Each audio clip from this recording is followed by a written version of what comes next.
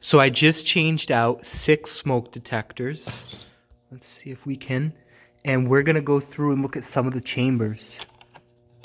So the chambers clip in. Hold on. Oh, yeah.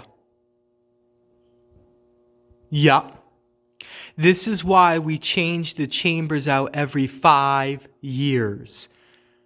We wash them. We do new chambers too. Oh, yeah. That's dirty. That's my fingerprint. Do you see that? That's my fingerprint. Very important to change them out every 5 years. Now, there's a fire alarm company. I won't say their name. Wasn't Simplex. They're based in Canada. They do work in America too. Not Miracom either, no. They were sucking on the side of the smoke detector with a vacuum. And I'm thinking to myself, what are these people doing? Guys, they're too intimidated to open up the smoke detectors. So they sit there and try to use a vacuum to clean them. Vacuum isn't going to work for this.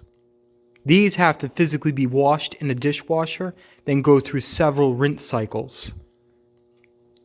This is why it is very important that we have smoke detector changeover days like what you saw today.